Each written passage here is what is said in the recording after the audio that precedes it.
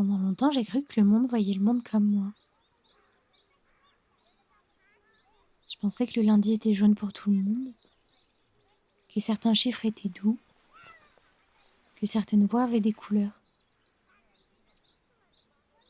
Je pensais que c'était normal. Quand j'étais petite, le chiffre 4 était bleu clair.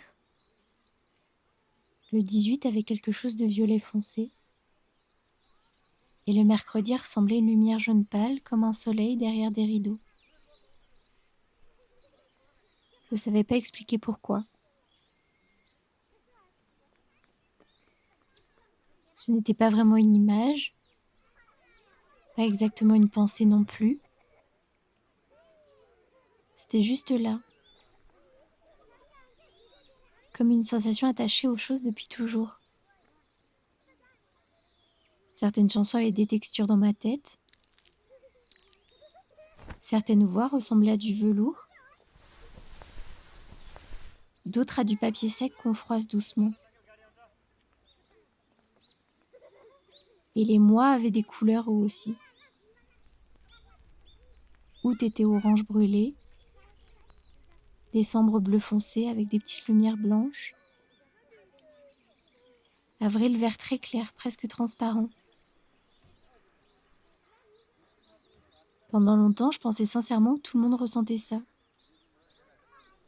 Puis un jour, j'ai compris que non. Et cette idée m'a fascinée. Parce que ça veut dire que chaque cerveau habite peut-être un monde légèrement différent. On croit tous regarder la même réalité, mais au fond, personne ne voit exactement les mêmes couleurs à l'intérieur des choses. Et je trouve ça beau. Peut-être un peu triste aussi parfois. Parce que certaines sensations sont impossibles à traduire complètement. Comment expliquer qu'un prénom peut avoir une température, qu'un mot peut être gueux, qu'une journée entière peut sembler rose pâle sans raison logique? Certaines personnes pensent avec des images, d'autres avec des sons. Et parfois, j'ai l'impression que mon cerveau collectionne les sensations comme des morceaux de peinture mélangés ensemble. Je crois que la synesthésie rend le monde très vivant, fatigant parfois aussi, intense, mais vivant.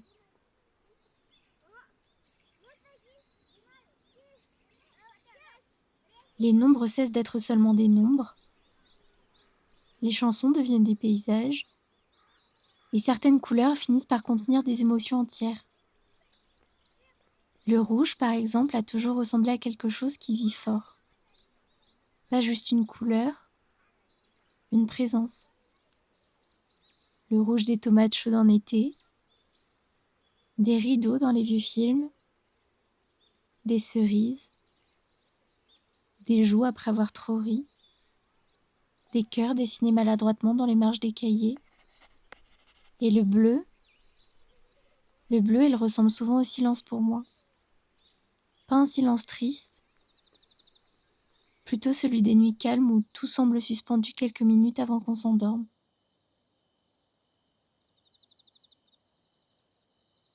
Je crois qu'enfant, je pensais que le monde entier était construit comme ça, comme une immense peinture secrète remplie de liens invisibles. Les lettres, les odeurs, les saisons, les voix, les chiffres. Tout semblait relié par des couleurs que personne ne nommait vraiment. Et parfois encore aujourd'hui, quand quelqu'un me demande pourquoi j'aime une chanson, je suis incapable de répondre correctement. Parce qu'au fond, c'est pas seulement une chanson, c'est une nuance, une lumière, une texture dans ma tête.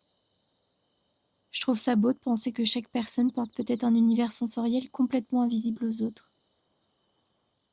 Des associations secrètes, des couleurs intérieures, des façons uniques de ressentir le monde.